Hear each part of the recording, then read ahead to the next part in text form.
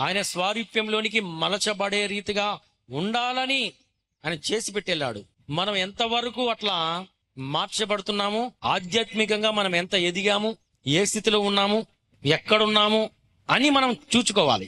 ఆయన చేసిన కార్యము ముగింపబడ్డది, మనం చేయవలసింది ఉంది. ఎట్లా అంటే ఆయన ద్వారానే, మనంతట మనము ఏం చేసుకోలేం. మన జ్ఞానము సరిపోదు. ఎవరి జ్ఞానం సరిపోదు? మన జ్ఞానము సరిపోదు. ఎవరి జ్ఞానం కావాలి? దేవుని యొక్క జ్ఞానము కావాలి. మనం ఆ రీతిగా మలచబడాలంటే దేవుని యొక్క జ్ఞానము కావాలి.